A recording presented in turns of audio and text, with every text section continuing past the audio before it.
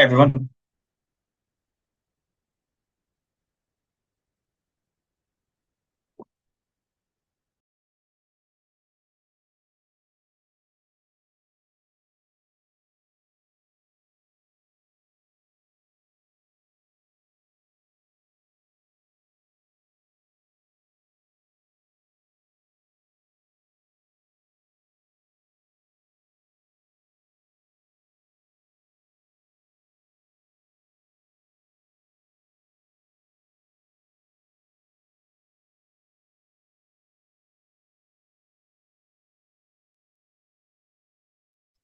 Just so you know, we'll be starting in about 2 minutes. We're just waiting for everyone to come in.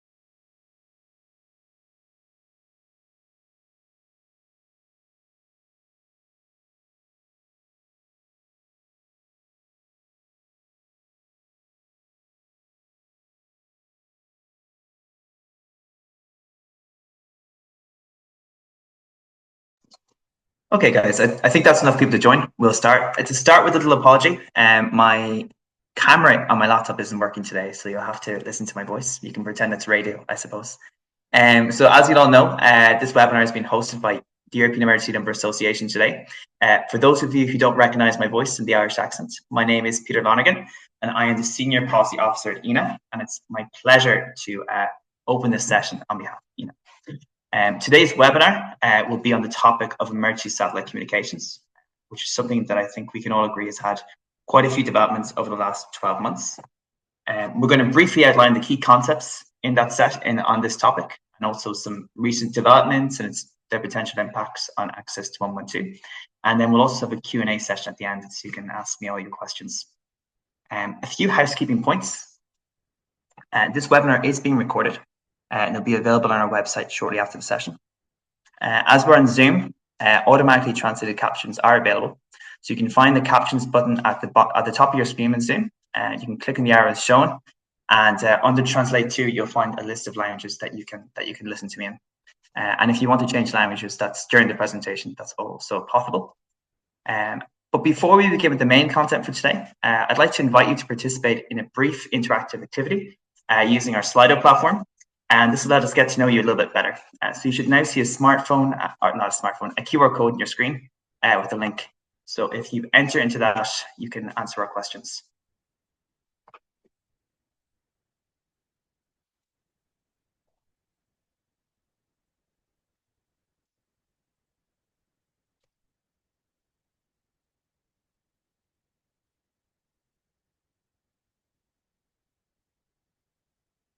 Perfect.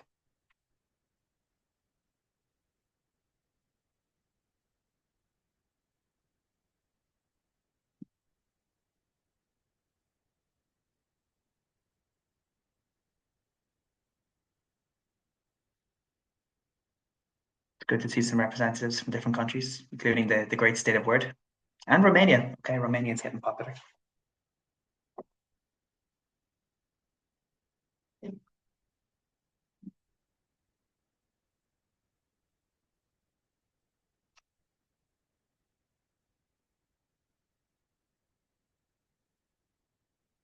Lots of different people, and indeed lots of different geographies as well. Different countries, of course, have different needs for this technology. For example, spoiler alert, but in large countries like the United States, you might have a bigger use for D2D in remote areas, whereas for a country like the Netherlands, which is quite densely populated, it might have a more limited role in things like fallback connectivity.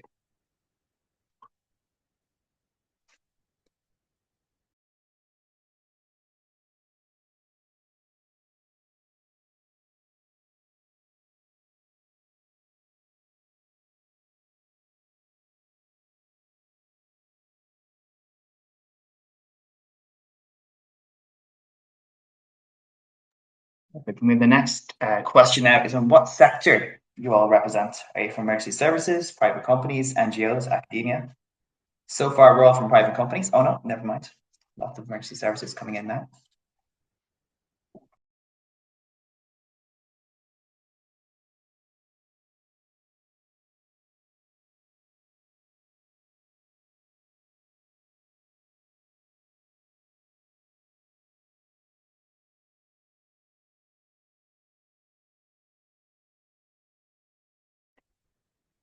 It's great to see all this activity. By the way, of course, as I mentioned during the presentation, if you have any questions, you can ask them in Slido as well.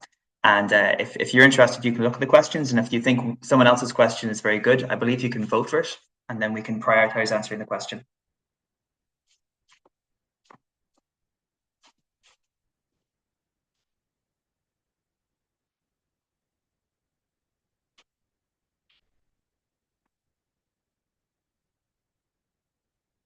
All right, perfect. And with that, I'll start our presentation for today, which, as I hope you'll know, is on emergency satellite communications.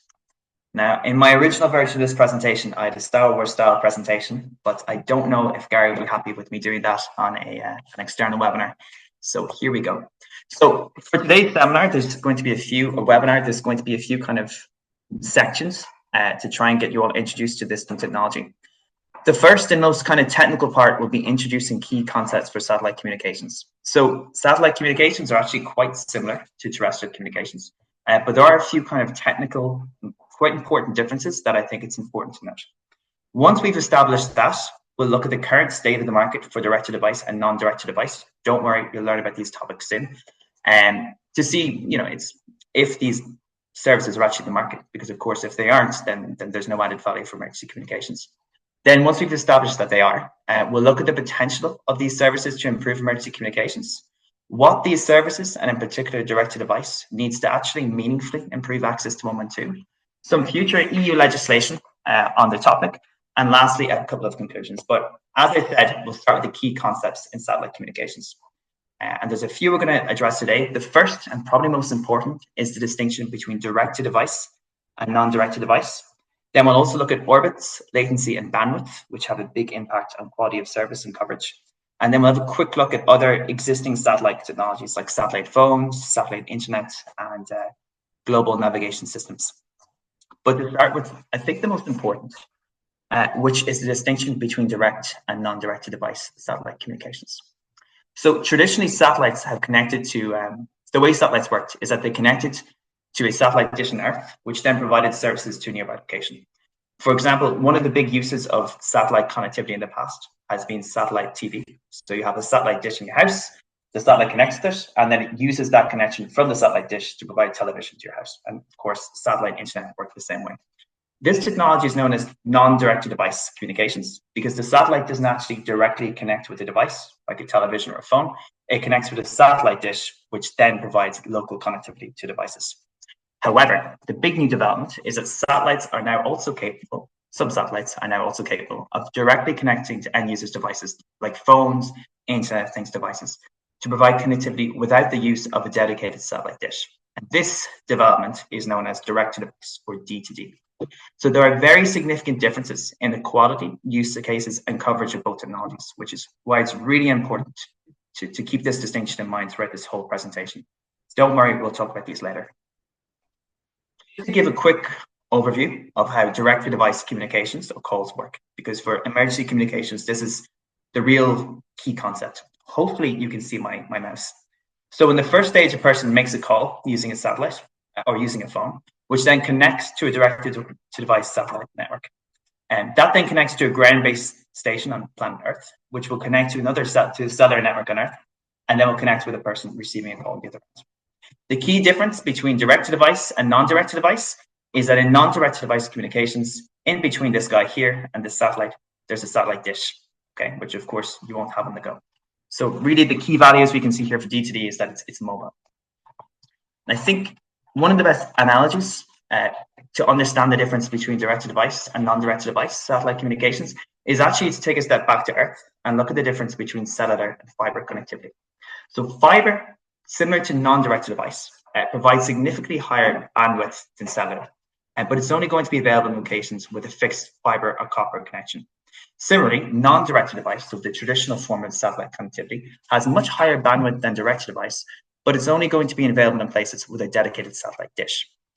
On the other hand, cellular connectivity on Earth can be accessed by people on the move, but it will have lower bandwidth compared to fiber. And similarly, direct-to-device has better coverage, but lower bandwidth than non-direct-to-device. So overall, satellite connectivity, of course, has lower bandwidth and higher latency compared to terrestrial connectivity, because it's just further away, but it also has higher geographic coverage and lower infrastructure costs in rural areas.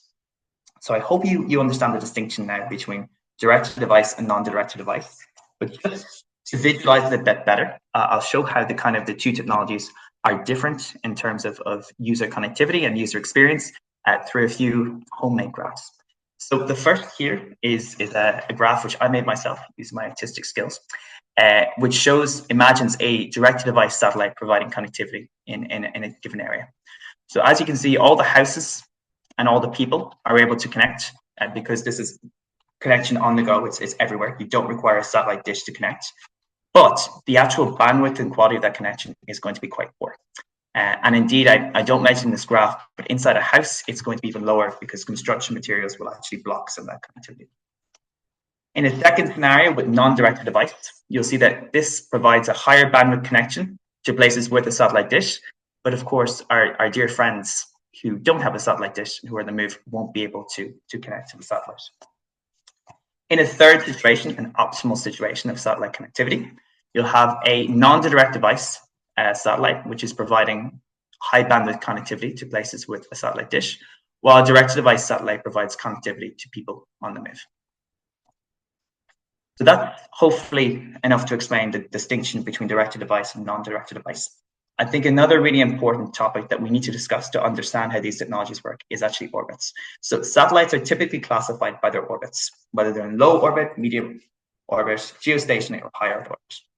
Traditionally, communication satellites are placed as high as at geostationary orbits. So that's about 35,786 kilometers from Earth.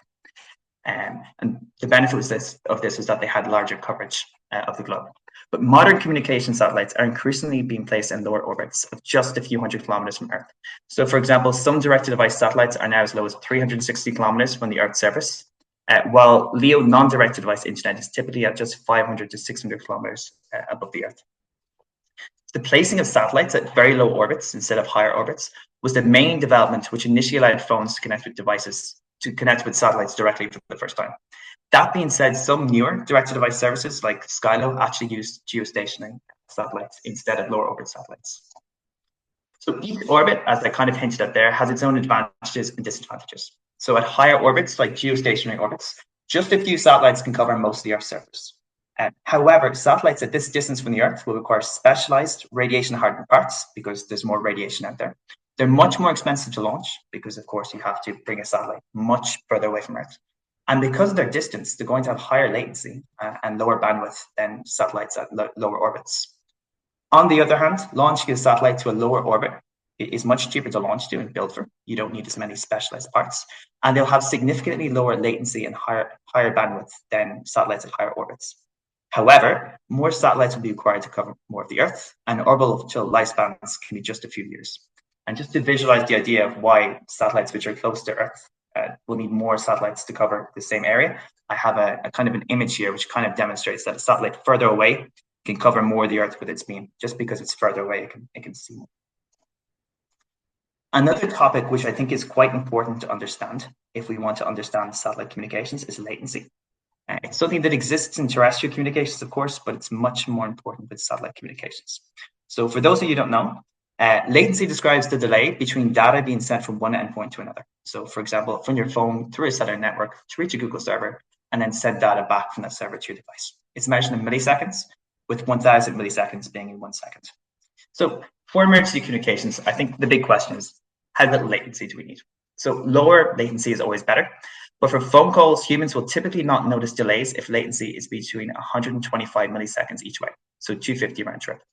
While the International Telecommunications Union recommends latency at a maximum each way of 150 milliseconds for phone calls, so that's 300 round trip.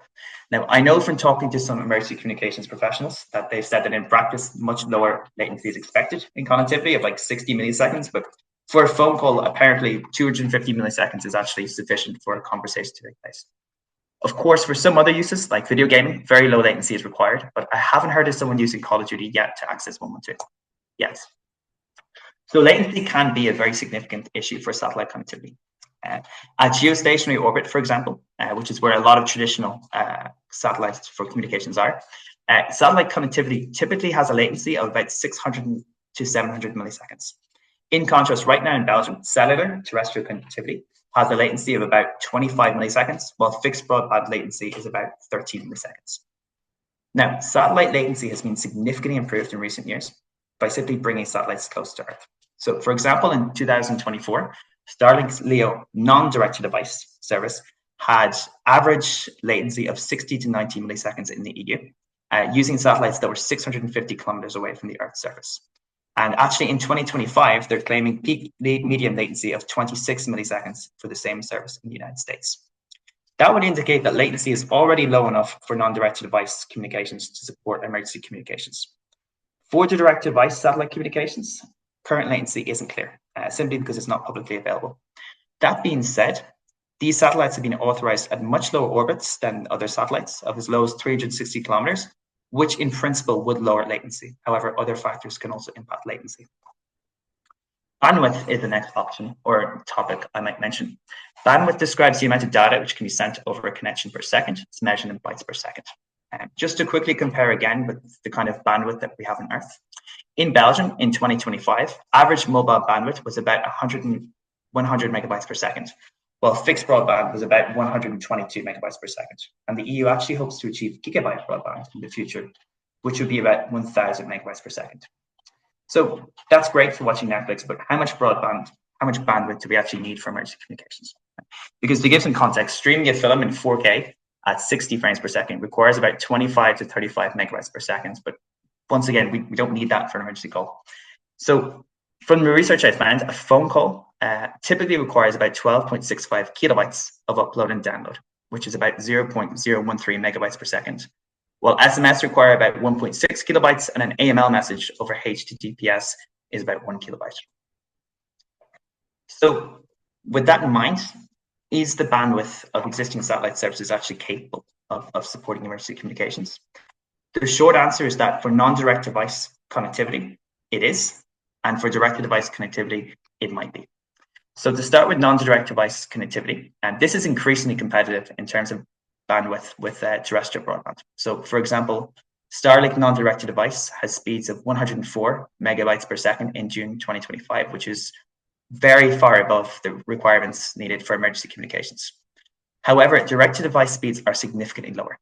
So tests for direct-to-device have achieved speeds of 17 megabytes per second, but it's important to know that these were in very, we'll say, staged environments. And in practice, Starlink and T-Mobile, which is the main kind of provider of direct-to-device connectivity, they asked their users to expect speeds of about 2 to 4 megabytes per second. Upload speeds for these services are not actually publicly available. What's very important to note is that this bandwidth of 2 to 4 megabytes is per beam, not per user. So each satellite has multiple beams that are directed down to Earth, which typically cover an area of 450 to 800 square kilometers. All of the users in this area of up to 800 square kilometers would have to share this bandwidth of 2 to 4 megabytes per second. So in practice, they're going to be getting, each of them will get significantly less than 2 to 4 megabytes per second. To go into the maths, to kind of see like in practice, you know, what each individual user would have in terms of bandwidth and to see if that would be enough to support calls. For fun, I imagined how many users would simultaneously use an individual Starlink beam and whether or not that would be sufficient to support calls. So in a worst case scenario where a beam provided a bandwidth of 2 to 4 megabytes per second, if there were 1,000 users simultaneously using a connection of that beam, they would each have 0.002 to 0.004 megabytes per second of download speeds, which is enough for an SMS, but not even close enough for a phone call. However, if there were just 100 people using that connection, each user would share 0.02 to 0.04 megabytes per second of connectivity, which actually would be sufficient for phone calls. And it is important to note that direct-to-device bandwidth will continue growing over the next years as more satellites come on. So the capability of this technology is going to grow. That being said, there are also some complicating factors for assessing direct-to-device bandwidth. So for example, a single satellite can use several beams to cover the same area. And if, for example, they had 3 or 4 beams covering the same area, that same area would have 3 to 4 times the amount of bandwidth to share. But as these satellites currently have quite limited spectrum allocations, it's quite difficult for them to put several beams in the same area without having interference concerns. So I kind of ignore that in my calculations. The last thing I might mention in this first section is some other important aspects of satellite communications. So in addition to direct-to-device and non-direct-to-device satellite communications, there are some other satellite services which are very relevant for communications. One example is dedicated satellite phones, which have been used by a limited number of users to contact 112 or 911 since the early 2000s. Satellite internet has also been provided since the early 2000s for users. However, this traditional satellite internet, which is provided geo orbit, so 35,000 kilometers from Earth, had very high latency and very low speed. And as a result, in practice, new non-direct device LEO broadband, which is done at much lower orbits, has kind of made these systems obsolete. But the most important other service, satellite-based service we'll want to is, of course, geolocation services provided by global navigation satellite systems like GNSS. To give a very quick overview for how these systems work. So the way GNSS satellites work is they send regular signals towards the Earth, given their location at the time. Devices connect to at least 4 of these satellites at once, or 3 if the device knows its exact altitude. The device then calculates its exact location based on its knowledge of location of these satellites and the time at which these signals were sent compared to where the device received the signal. Apologies. But what's really important to note with this is that your end user's device never actually sends signals to the satellite. It only receives them from the satellite. Yeah. So that's the first kind of section of this webinar covered. I know it was quite technical, and don't worry, these slides will be shared online afterwards, so you can read through them again. But the key points to understand for that is that there is a distinction here between direct-to-device and non-direct-to-device, and that these do have very different latency, bandwidth, and performance. Another important thing to recognize is that orbits matter in satellite communications. So lower orbits typically mean more bandwidth, faster speeds, but less geographic coverage. Higher orbits mean less bandwidth, slower speeds, but higher geographic coverage. Latency means delay, and it's a big issue for emergency communications. Bandwidth is an important factor to consider in these technologies. And then, of course, there are some other services like GNSS. I was going to ask questions now, but I think I'll leave it to the end of the presentation, if that's okay. So the next and hopefully simpler part of the webinar is to look at the current market for satellite communication services. Because, of course, if there is no market for these services, no one's going to be able to use them to contact 112. So the first thing to know is that non-direct device internet at low orbits is now actually very well established on the market. So SpaceX is the leader in this market, has over 6 million customers as of July 2025, and it claims to reach peak median speeds actually of 200 megabytes per second in the United States, and latency of about 25 milliseconds.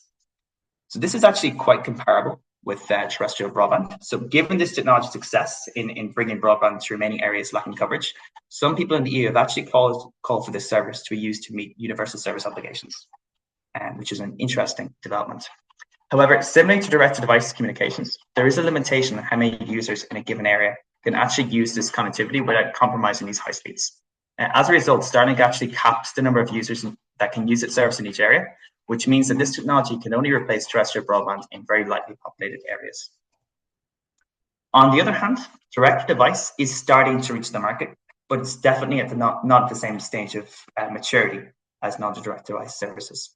So in November 2024, SpaceX, which is sort of the leader in this field, was authorized to launch 7,500 direct-to-device satellites into very low Earth orbit, as low as 360 kilometers, by the US FCC. So full service of SpaceX direct-to-device with T-Mobile in the United States and One New Zealand in New Zealand began in June 2025. Coverage was initially limited to SMS, but it was actually expanded in September in the USA, New Zealand, and Japan to include several apps, including WhatsApp, X, and some Internet of Things services. And it's quite interesting to see that it seems that video calls are actually possible in some areas with this connectivity. I've seen videos of them online, they're laggy, but they kind of work. So it shows that this technology is actually very quickly advancing. And in the EU, several mobile network operators will soon allow direct-to-device providers to provide emergency SMS connectivity using a very small slice of their spectrum. And we know informally that direct-to-device will probably become more prevalent in our market in the next few years.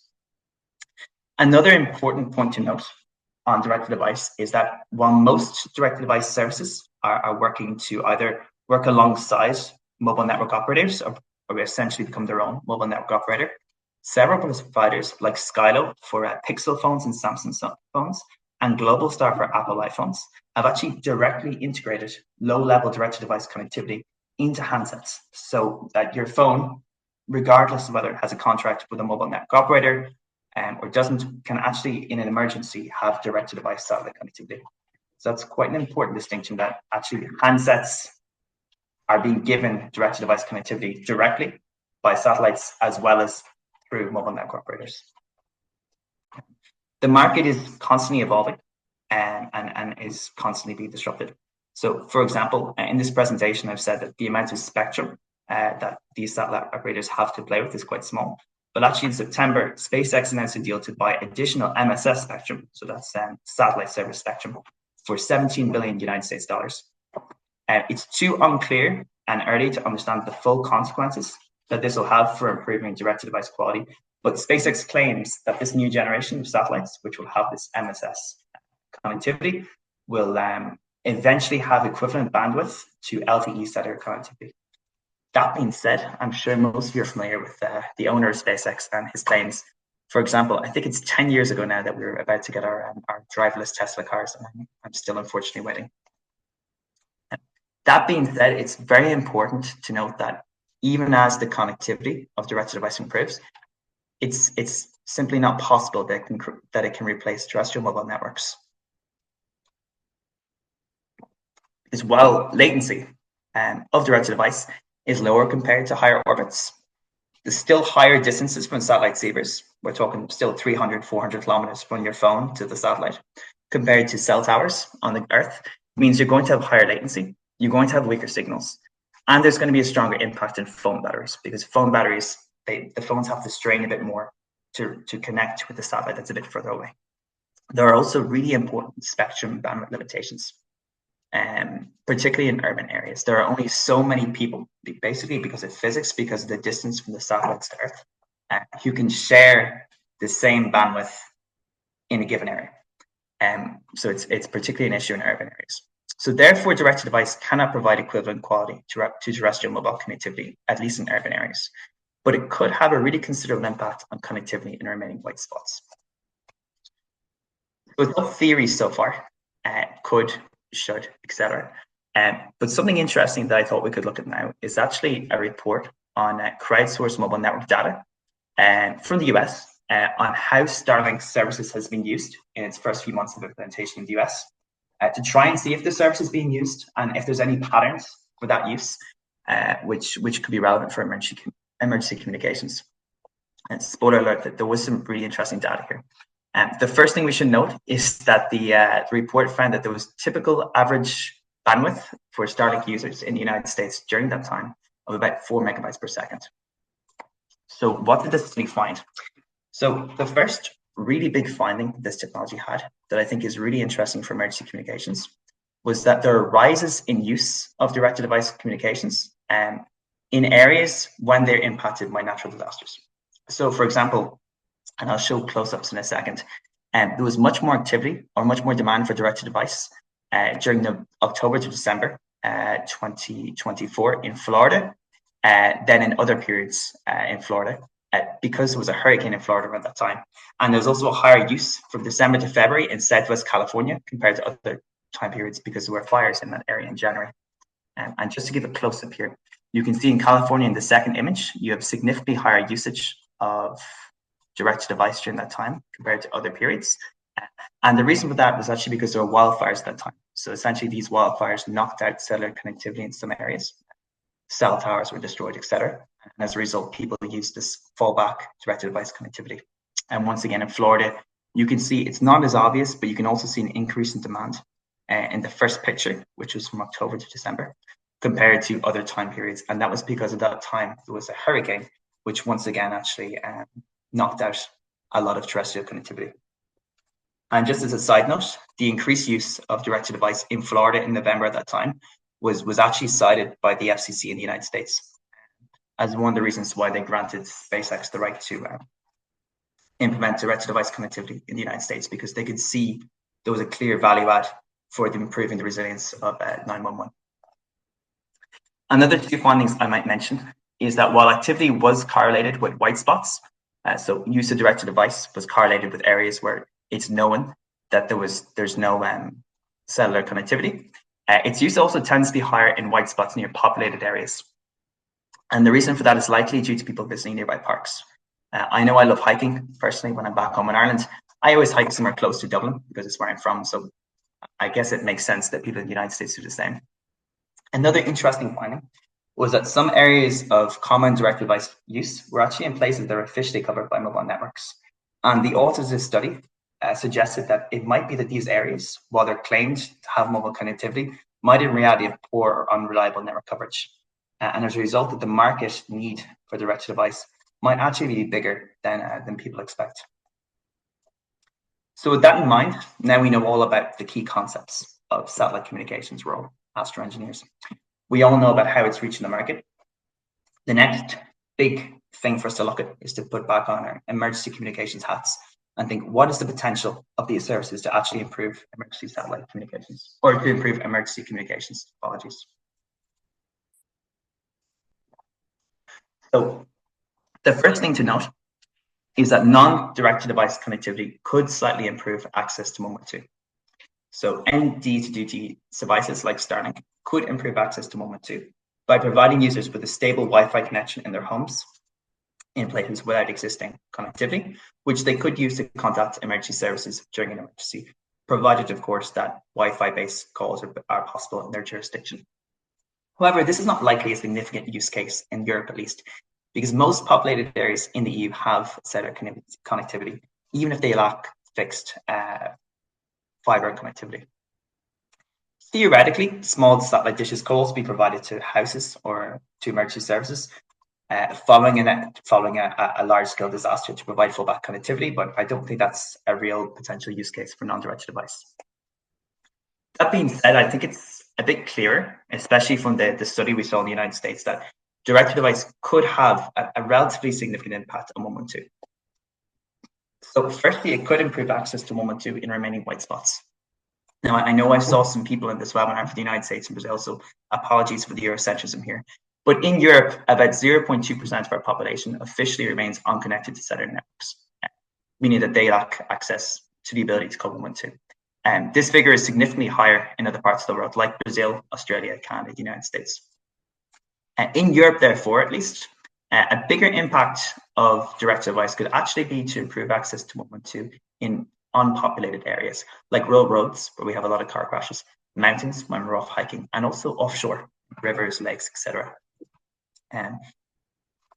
It seems that this type of connectivity will become possible in Europe soon, because we're seeing carriers like mobile network operators have started partnering with direct-to-device providers with the aim of actually providing limited 112 connectivity in remote areas through satellite.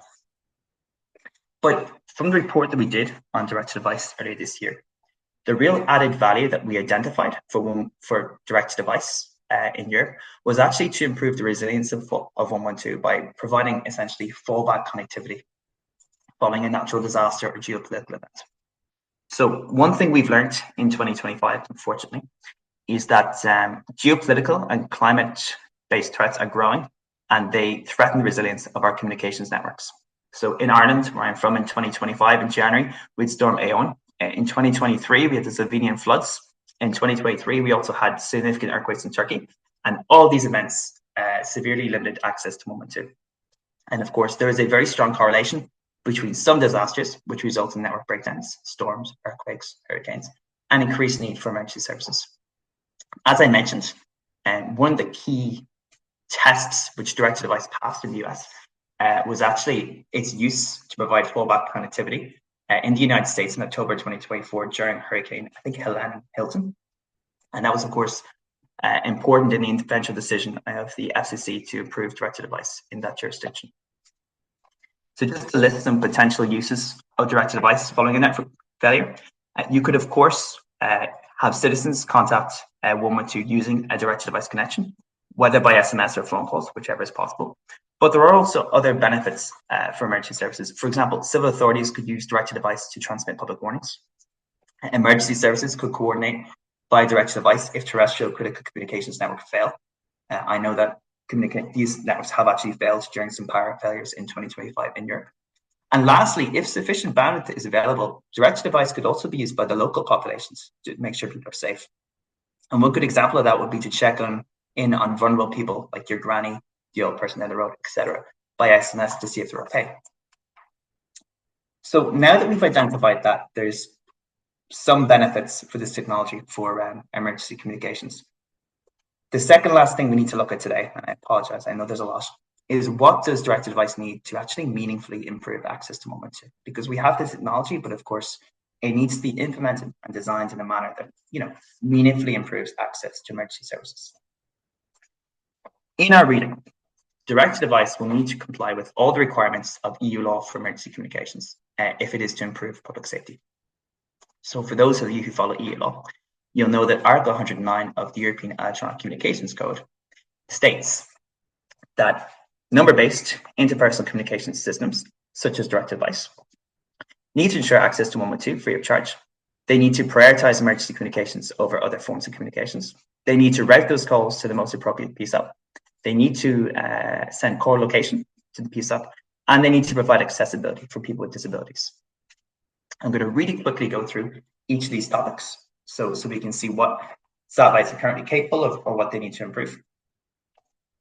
So firstly, for prioritizing emergency communications, this is perhaps the easiest obligation to fulfill for satellite communications, because SIP headers in packet switch communications and direct-to-device communications are packet switch can simply clarify that this type of communication can be prioritized over others. I will mention prioritization might be a bit more important for direct-to-device than for other types of terrestrial communications, because these networks may have significantly lower capacities compared to terrestrial networks, and they could actually easily become overloaded during terrestrial network breakdowns. Routing, however, emergency communications to the most appropriate PSAP is more complicated. Cell-based routing, which is used for routing communications to PSAPs, will not suffice, because of course the cells in this question are satellites, which are constantly orbiting the Earth and covering several countries at once. One solution to this is emergency call relay centers. These are typically run by third parties and essentially receive calls from a satellite. Are given the core location, you say, I don't know, I'm in Brussels. They then link with the PSAP in Brussels using kind of a list of PSAPs that they have, and then route the calls to that PSAP. Another solution could be to use country codes to route calls through satellites. So, for example, if a satellite receives a call from a 353 number, which is the Irish international prefix, it could automatically route the call to the PSAPs in Ireland. However, this wouldn't work for roamers. For example, I still have a 353 number and I'm based in Belgium. And it also wouldn't really work in countries that have more than one PSAP. And the truth is that whatever system is used in this situation will likely add some time and expense to routing emergency satellite communications compared to other types of access to 112. Excuse me. And I have a picture here to show how complicated actually routing a direct-to-device satellite communication can be here. If you take a minute, you can look at it just to see the different stages, the relay center, etc.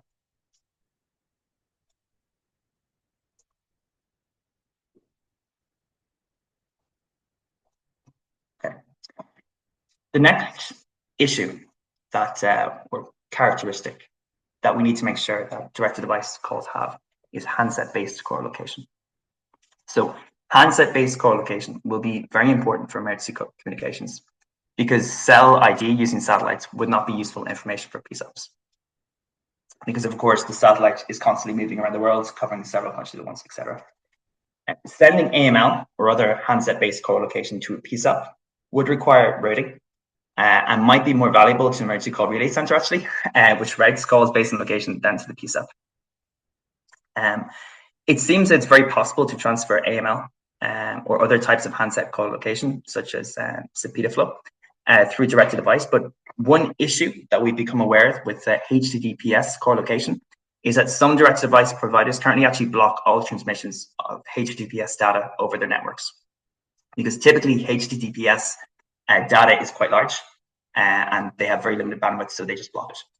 As AML via HTTPS is tiny, however, one good practice that we suggest for direct-to-device providers is to exclude AML over HTTPS from any restriction that they have on HTTPS transmissions. Another question then we might need to ask as well is public warning. Can direct-to-device communications, provide public warnings? One thing to note here is that public warning is a one-way communication, meaning that communications from geo satellites as well as from low Earth orbit satellites is very feasible. And indeed, we've seen that the EU, and with ENA as a partner, has developed public warning capabilities in its Galileo satellites. LEO public warning is also under development at the moment and could likely provide, for example, higher bandwidth public warnings in the future. And I understand some low Earth orbit tests for public warning actually took place in the US in late 2024. So the last section I just want to look at today is future legislation on this, because it's quite topical at the moment in Brussels. So there are several future legislative initiatives on satellites in the European Union. The first act is the Space Act. This isn't important for us. It sets rules for satellites, but not on any telecommunications equipment on those satellites. It concerns things like making sure satellites are environmentally sustainable, etc. There's also NIS2. This is a directive on ensuring cybersecurity in critical infrastructure. There was a report in 2025 which notes that the satellite sector is becoming increasingly critical for societal uses, but actually lacks mature cyber risk policies. So it's something to maybe be a bit worried about, that existing legislation has flagged that this technology direct-to-device might not be as safe from a cyber perspective as other types of emergency communications. Another future initiative to look at is 6G. This will be coming up in the next few years, and it'll be the first cellular type of mobile connectivity, which is designed with both satellites and terrestrial uses in mind. The World Radio Congress in 2027 will also set rules for space spectrum at a global level. And lastly, and most importantly, the Digital Networks Act, which is coming to be proposed at the end of this year, has already prioritized, the Commission has already prioritized that this regulation will explicitly cover satellites and set rules for them. And of course, our demand is that satellites should be included under Article 109 EECC as being provided to provide access to 112 for free and to meet the same requirements where technically feasible as mobile connectivity. Take a look at the Digital Networks Act in a bit more detail. As I mentioned, the European Commission has identified satellites as an area of priority in the DNA to be addressed. And member states have also passed council conclusions. This is like a document that all the member states sign, which just agrees basically certain points that they want to prioritize. And they passed council conclusions in June, which on resilience and reliable connectivity, which noted that satellites have a lot of importance for access to 112 and improving the resilience of access to 112. Our key requirement, as I said, is for the DNA, which are currently 109 EECC, to be expanded to explicitly include direct-to-device communications. And we have some other proposals in the DNA explicitly for satellites as well, such as to address the routing of these calls and making sure that HTTPS call location can be transferred by direct-to-device emergency communications. So lots of information, but don't worry, we're on to conclusions now. So I think the big conclusion you should get from this seminar is that satellites are now part of 112. While the future importance of satellite communications for 112 is unknown, it's clear that direct-to-device connectivity will become part of the 112 ecosystem. Direct-to-device has been demonstrated to bring increased access to 112 remaining white spots, and it's been demonstrated to be able to provide fallback connectivity following terrestrial network failures. It has very limited bandwidth, though, although this is improving. ENA and the public safety community needs to ensure that this new service follows the same rules and standards as terrestrial communications. While some changes will be needed, like in routing, or perhaps initially in accepting that these communications might be limited to SMS, we have to make sure it follows the rules of Article 109 ECC wherever possible. The worst case scenario is that this satellite connectivity becomes more available, and that in some areas we have terrestrial connectivity withdrawn, people rely on satellites instead, and that this service is actually of a lower quality than existing technologies like mobile connectivity that provide access to 112, because that would reduce rather than increase public safety. The last thing we need to note, as I kind of emphasized today, is that satellites do have certain characteristics which differ from terrestrial communications. Things like orbits, latency, and bandwidth. And these do need to be considered and understood when working in this area. So that's everything from me. And I will stop sharing my screen if I know how to. And I'm just wondering if people have any questions.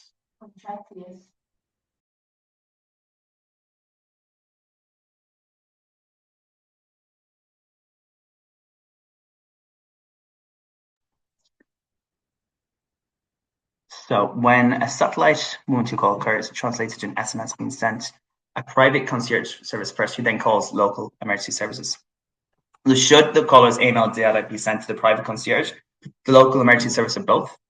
And how does sharing the sensitive location data with a private company comply with privacy laws? Two excellent questions. For the first, we don't have a position on whether email data should be sent to the private concierge.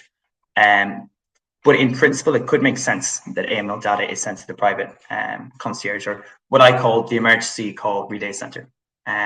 Because, of course, it can be very valuable in actually identifying the location of which PSAP should receive the emergency communication. As to how sharing this sensitive location data with a private company complies with privacy laws, I'm unfortunately not able to answer that question. Christina at ENA is our expert in third-party services, and perhaps you can reach out to her and see.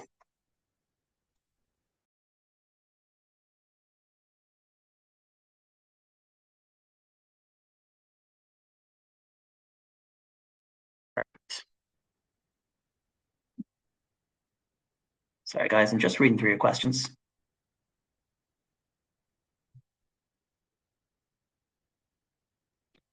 Okay, so I see one interesting question here. I'll just summarize. There's available spectrum licenses for spectrum in Europe. How should Europe allocate these licenses so that they can improve Europeans' access to emergency calls? And how should the EU regulation change so that direct-to-device and non-direct-to-device access to emergency calls becomes universally available?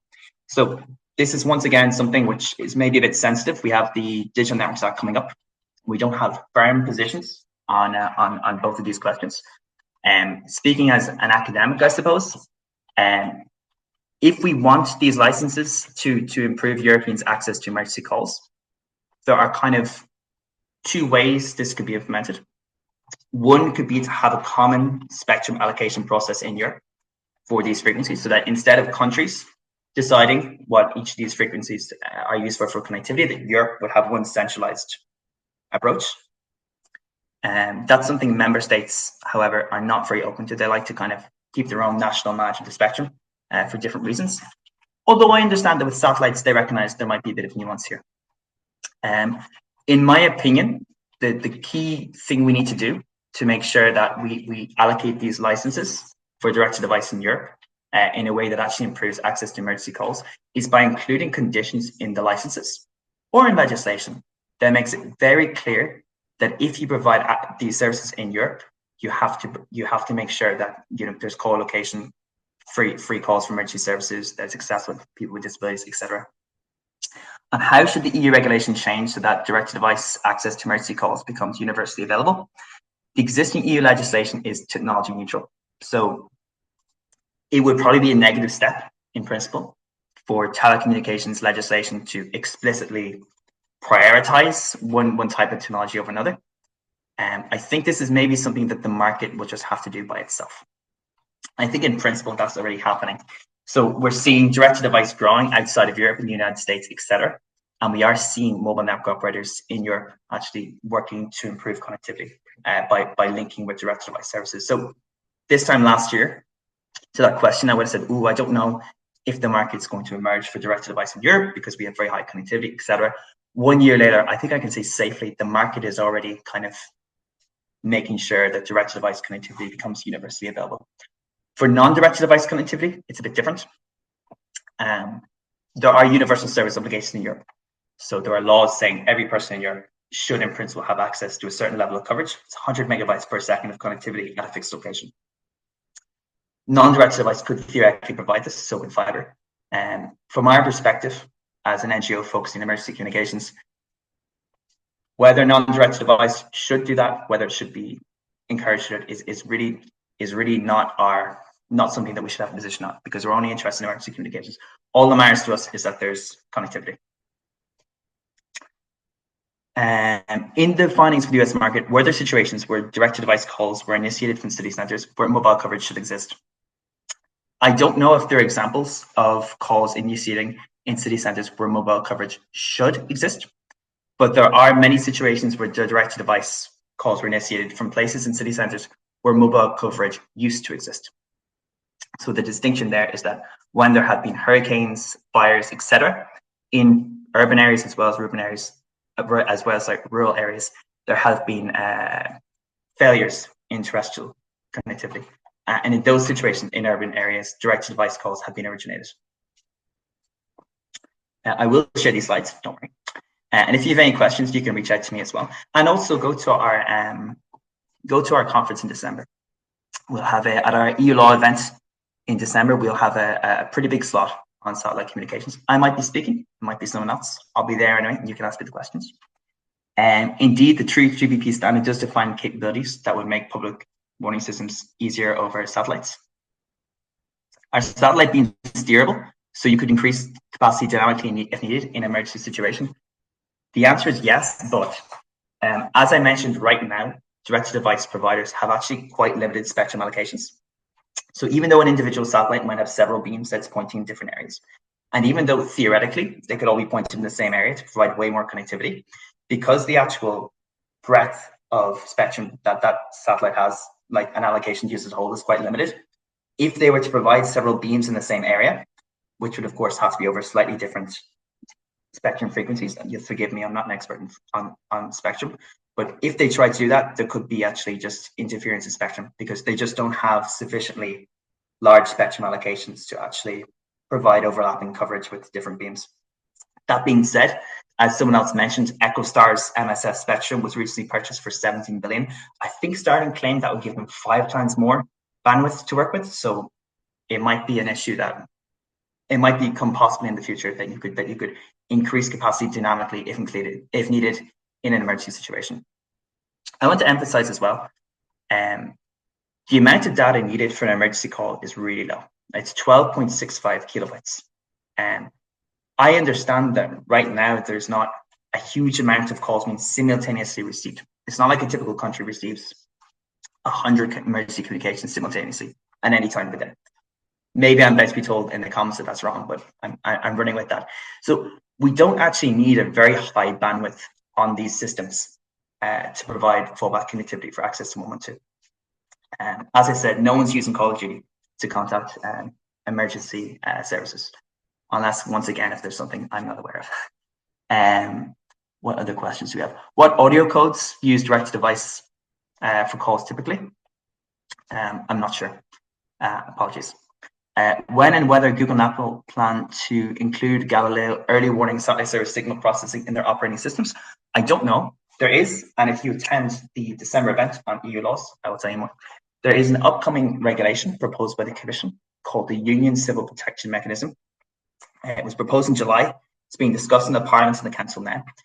Covers a lot of things. One thing it includes is a new rule facilitating member states in integrating the Galileo early warning satellite system into their public warning systems. We're hearing different things on how this might work. Some people are saying it could be app-based, or that it can be integrated directly into the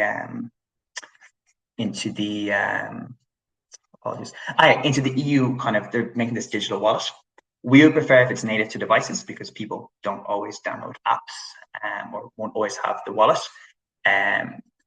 So essentially, if it's in an app or if it's in a wallet versus if it's native, I suppose equipment manufacturers like Google and Apple would have to do different things there. But to answer your question, when and whether Google and Apple plan to include Galileo in their operating systems, this technology is coming to market soon. It will be used in phones. It will be implemented in different ways. And I imagine that if it's required, Google and Apple will have to integrate it into their operating systems. In the future, we might introduce video calling for emergency communications. Can the bandwidth support that? Could it in the future? Great question. I understand. I saw a YouTube video, which, as I'm sure Gary will tell you, is the most reputable source of information. He will not tell you that. But I saw a YouTube video with an example of a video call over a direct-to-device, and it worked. It was laggy. So theoretically, an emergency video call is possible. It uses a lot of bandwidth. If you had someone in a remote area, they're the only person using that satellite's connectivity at that time, it probably would be possible. I definitely wouldn't say that in the near future, though, we can expect reliable emergency video calls. That's just the truth. What do you think of the Telespazio project for satellite alerts via Galileo? I think I'm very curious to learn more about it. I haven't followed it too closely. Once, of course, I know it's aware. Sorry, it's the Galileo EWSS. I think it's a great project. Sorry, I got mixed up there. We're always calling it aware internally. Yeah, I think it's a great project, and I think it's a really good example of innovation that the EU led. As I mentioned, for public warning, the rules are a bit different. It's from the satellite to the device. The device doesn't need to connect directly to the satellite. So something like the Galileo system, which of course devices aren't capable of reaching, but which is very capable of reaching devices, and which, as Galileo also has very strong global coverage. It makes a lot of sense to use this as a fallback public warning system. And I know, and we've been working with the Parliament in this, we'll soon work with the Council on this, the European Parliament, the Council of the EU. We're very happy to see that the Union Civil Protection Mechanism includes provisions on that technology, on Galileo, early warning satellite system. Although we would actually like the UCPM to include more rules on public warning. We think the actual text in general is a bit weak, but the part in Galileo is great. What are the implications for field responders for the backup communication method? The implications are positive. I went to an ESA, so European Space Agency event this last year. I heard some people discussing the needs for critical communications, very important needs, things like high bandwidth connectivity, etc. I don't think it's the same with the video calling question above. We'll see that with direct-to-device in the near future, but there's clear added value as a fallback for voice communications, etc. I did mention non-direct-to-device as well, of course, in this. You have the small satellite dish. There's positive implications there as well. I understand that small satellite dishes are already used, at least in some countries, for critical communications. I know as well, I mentioned the Turkish earthquakes, a horrible situation in 2023. I know then they used satellite phones, etc., in the cities to communicate between field responders because the terrestrial connection had collapsed. Normally, is the direct-to-device service provided by mobile network operators or governments? By mobile network operators, normally. By OEMs, it seems, I think in theory, in some cases. So we have Apple and Globalstar. So Apple provides some emergency connectivity on iPhone 16, I think, and above. I understand Pixels also may have something similar with Skylo. The government, though, actually for Galileo EWSS, which isn't a direct-to-device service, but is a satellite-to-device public warning service, was actually developed by the EU. Well, it was developed by an EU-funded project, so it was Telespazio, ENA, and a few other partners, but it was funded and I think inspired, it's fair to say, by the European Commission. So the answer to your question is typically by satellite network operators and mobile network operators, but there are some exceptions.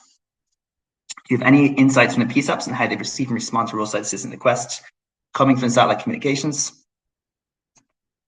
Calls coming from people who don't have any other means to call for a tow truck. I won't get into the insights of what PSAP said, but I'll say I had a conversation recently with a company providing direct-to-device connectivity. They said in the US, for non-emergency calls, about half of them were for people with problems in roads. I understand, and I mean, we all know this rural road, which that will live close to you that has no connectivity. So yeah, roadside requests are a use of direct-to-device. I'm hoping PSAPs aren't going to get flooded with emergency satellite calls for that reason, but it is an important use. In some markets, 5G subscription is a premium subscription. Would UGD work with a 4G only subscription if the phone is a 5G phone? Great question. I'm not sure, to be honest. I'm not sure. I'm not sure the exact. I believe a lot of D2D is currently over 5G. I think some might be over 4G as well, but it might depend. Some of these systems use the same band, the same like 5G, 4G as mobile phones, as 4G and 5G. Some direct-to-device providers actually use other types of spectrum called MSS, which I think stands for Mobile Satellite Spectrum. In those situations, actually only certain phones will be able to use the service. I won't give examples of the phones that use it because I don't want to give just one OEM's example, but there are typical few types.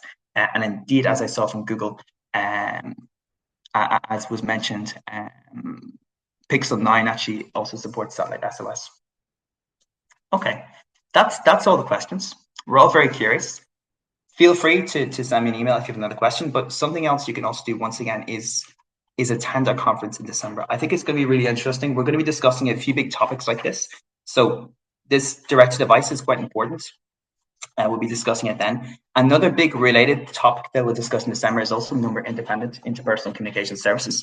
Some of the routing issues which satellite services face, which I touched on today, could be solved by using the same fixes that we need to have PSAPs accept number-independent interpersonal communication services. So if you're interested in this topic, I'd really recommend, if you can, try and go to our event in December, or make friends with somebody who's going and ask them for the notes afterwards, because it's really going to cover this in detail.